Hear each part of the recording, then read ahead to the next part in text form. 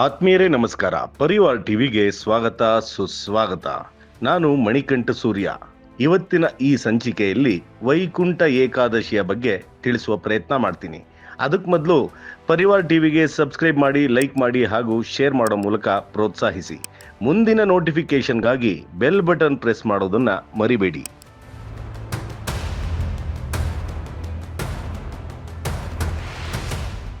ವೈಕುಂಠ ಏಕಾದಶಿ, ಇದರಲ್ಲಿ ಎರಡು ಪದಗಳು ಸೇರ್ಕೊಂಡಿದೆ. ಒಂದು ವೈಕುಂಠ, ಎರಡನೆಯದು ಏಕಾದಶಿ. ಮೊದಲು ಇವುಗಳ ಸ್ಥೂಲ ಅರ್ಥ. ವೈಕುಂಠ ಎಂದರೆ ವಿಷ್ಣು ಲೋಕ. ವಿಷ್ಣುವಿಗೆ ವೈಕುಂಠ ಎಂಬ ಹೆಸರಿದೆ ಎಂದು ತಿಳಿದು ಬರುತ್ತೆ. ಕಾರಣ, ಒಂದು ಮನ್ವಂತರದಲ್ಲಿ ವಿಷ್ಣುವು ವಿಕುಂಠೆ ಎಂಬ ಸ್ತ್ರೀಯಲ್ಲಿ ಅವತರಿಸಿದನು. ಇದರಿಂದ ನಾರಾಯಣನಿಗೆ ವೈಕುಂಠನೆಂಬ ಹೆಸರು ಬಂತು. ಅದು ಮಹಾಭಾರತದ ಶಾಂತಿ ಪರ್ವದಿಂದ ತಿಳಿದು ಬರುತ್ತದೆ. ಇನ್ನು ಏಕಾದಶಿ ಎಂದರೆ ಚಂದ್ರಮಾನದ 11ನೆಯ ತಿಥಿ ಎಂದು ಸ್ಥೂಲವಾಗಿ ಹೇಳಬಹುದು. ಏಕಾದಶಿ ಒಂದು ವ್ರತ. ಏಕಾದಶಿ ದಿನದಂದು ಉಪವಾಸವಿದ್ದು ದ್ವಾದಶಿಯ ದಿನ ಅದೇ ತಿಥಿಯಲ್ಲಿ ನಿತ್ಯ ಕರ್ಮ ಮುಗಿಸಿ ಭೋಜನ ಮಾಡಬೇಕು. ಏಕಾದಶಿ ಉಪವಾಸ ಮಾಡಬೇಕು. ಇಲ್ಲಿ ಉಪವಾಸ ಎಂದರೆ ಆಹಾರ ಸೇವಿಸದಿರುವುದು ಎಂಬುದೊಂದು ಅರ್ಥ ಆದರೆ, ಇನ್ನೊಂದು ಅರ್ಥದ ಪ್ರಕಾರ ಭಗವಂತನ ಸಮೀಪದಲ್ಲಿರುವುದು ಅಂತ. ಅಂದರೆ ಶುಚಿರ್ಭೂತರಾಗಿ ಎಡಬಿಡದೆ ಭಗವಂತನ ಸ್ಮರಣೆ ಮಾಡುವುದು, ಜೊತೆಗೆ ಏಕಕಾಲಕ್ಕೆ ದೇಹಕ್ಕೆ ವಿಶ್ರಾಂತಿ ಹಾಗೂ ಮನಸ್ಸಿಗೆ ಭಗವನ್ನಾಮ ಸ್ಮರಣೆಯಿಂದ ಶಾಂತಿ ದೊರೆಯುತ್ತದೆ ಎಂಬುದು ನಂಬಿಕೆ.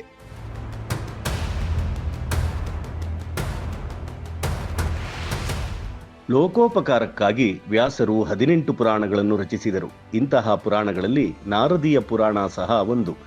ನಾರದರ ಪ್ರೇರಣೆಯಿಂದ ಅನೇಕ ಪವಿತ್ರ ಗ್ರಂಥಗಳು, ಪೂಜೆ, ಪುನಸ್ಕಾರಗಳು, ವ್ರತಕಥೆಗಳು ಈ ಜಗತ್ತಿಗೆ ಬಂದಿದೆ ಎಂದರೆ ಅತಿಶಯೋಕ್ತಿಯಾಗಲಾರದು. ಇಂತಹ ಪವಿತ್ರ ವ್ರತಗಳಲ್ಲಿ ಅತ್ಯಂತ ಶ್ರೇಷ್ಠವಾದ, ಶ್ರೇಯಸ್ಕರವಾದ, ಸಕಲರೂ ಸುಲಭವಾಗಿ ಆಚರಿಸಲು ಯೋಗ್ಯವಾದ ವ್ರತ ಏಕಾದಶಿ ವ್ರತ. ಸಕಲ ತೀರ್ಥ ಕ್ಷೇತ್ರಗಳಿಂದ, ಸಕಲ ಪುಣ್ಯ ಕ್ಷೇತ್ರಗಳಿಂದ ಲಭಿಸಿದ ಪುಣ್ಯ ಏಕಾದಶಿಗೆ ಸಮನಾಗಲಾರದು. ವಸಿಷ್ಠರ ಪ್ರಕಾರ 11 ಇಂದ್ರಿಯಗಳಿಂದ ಸಂಪಾದಿಸಿದ ಸಕಲ ಪಾಪಗಳನ್ನು 11ನೆಯ ತಿಥಿಯಾದ ಏಕಾದಶಿಯು ಪರಿಹರಿಸುತ್ತದೆ. ಆದ್ದರಿಂದ ಏಕಾದಶಿಗೆ ಸಮವಾದ, ಪಾವನವಾದದ್ದು ಯಾವುದೂ ಇಲ್ಲ.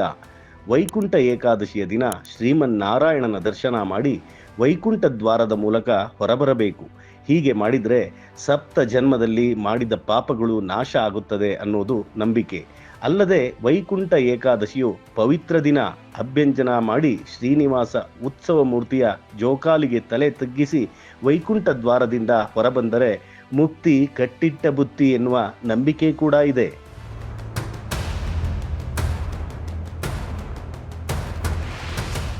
ಈ ದಿನ ವೈಕುಂಠದ ಬಾಗಿಲು ತೆರೆದಿರುತ್ತದೆ ಎಂದು ವೈಷ್ಣವ ಆಲಯಗಳಲ್ಲಿ ಉತ್ತರ ದ್ವಾರದ ಬಳಿ ಮುಂಜಾನೆ ಭಗವಂತನ ದರ್ಶನಕ್ಕಾಗಿ ಕಾದಿರುತ್ತಾರೆ. ಈ ದಿನ ಮಹಾವಿಷ್ಣು ಗರುಡ ವಾಹನನ ಮೇಲೆ 3 ಕೋಟಿ ದೇವತೆಗಳೊಂದಿಗೆ ಭೂಲೋಕಕ್ಕೆ ಇಳಿದು ಬಂದು ಭಕ್ತರಿಗೆ ದರ್ಶನ ನೀಡುತ್ತಾನೆ. ಅದ ಕಾರಣ ಇದಕ್ಕೆ ಮುಕ್ಕೋಟಿ ಏಕಾದಶಿ ಎಂಬ ಹೆಸರು ಬಂದಿದೆ. ಈ ಒಂದು ಏಕಾದಶಿ 3 ಕೋಟಿ ಏಕಾದಶಿಗಳಿಗೆ ಸಮವಾದ ಪವಿತ್ರತೆಯನ್ನು ಹೊಂದಿರುವ ಕಾರಣ ಇದನ್ನು ಮುಕ್ಕೋಟಿ ಏಕಾದಶಿ ಎನ್ನುತ್ತಾರೆ. ಮುಕ್ಕೋಟಿ ಏಕಾದಶಿ ದಿನ ಹಾಲಾಹಲ, ಅಮೃತ ಎರಡೂ ಹುಟ್ಟಿದವು.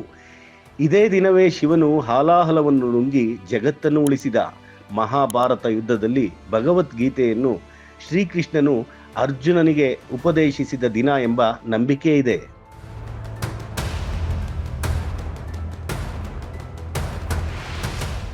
ವೈಕುಂಠ ಏಕಾದಶಿಯ ದಿನ ವಿಷ್ಣು ದೇವಾಲಯಗಳಲ್ಲಿ ವಿಶೇಷ ಪೂಜೆಗಳು, ಹೋಮ, ಹವನ, ಜಪತಪಗಳು ನಡೆಯುತ್ತವೆ.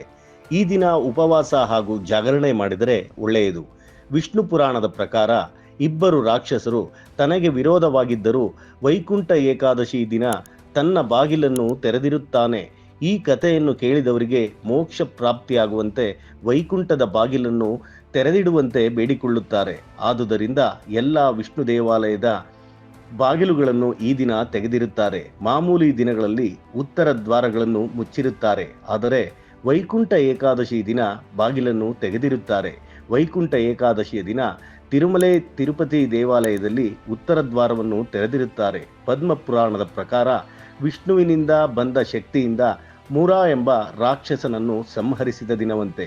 ಮುಕ್ಕೋಟಿ ಏಕಾದಶಿಯ ದಿನದಂದು ಧನುರ್ಮಾಸ ಶುಕ್ಲ ಏಕಾದಶಿಯ ದಿನದಂದು ಉಪವಾಸವಿರಬೇಕು. ಕಾರಣವೇನೆಂದರೆ ಮೂರ ಎಂಬ ರಾಕ್ಷಸನು ಅಂದು ಅಕ್ಕಿಯಲ್ಲಿ ಅಡಗಿ ಕುಳಿತಿರುತ್ತಾನಂತೆ. ಆದುದರಿಂದ ಅಂದು ಅಕ್ಕಿಯಿಂದ ಮಾಡಿದ ಯಾವುದೇ ಪದಾರ್ಥವನ್ನು ತಿನ್ನಬಾರದು ಎಂದು ಪುರಾಣ ಹೇಳುತ್ತದೆ.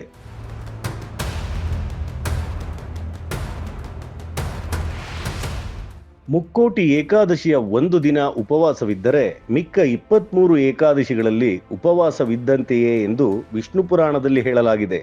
ಮೋರ ಎಂದರೆ ರಾಜಸಿಕ ಹಾಗೂ ತಾಮಸಿಕ ಗುಣಗಳಿಗೆ ಪ್ರತೀಕ. ಇವುಗಳನ್ನು ಉಪವಾಸ ಇರುವುದರ ಮೂಲಕ ಜಯಿಸುವುದರ ಮೂಲಕ ಮುಕ್ತಿಗೆ ಮಾರ್ಗ ದೊರೆತಂತೆ ಎಂದು ಪುರಾಣದಲ್ಲಿ ತಿಳಿಸಿದ್ದಾರೆ.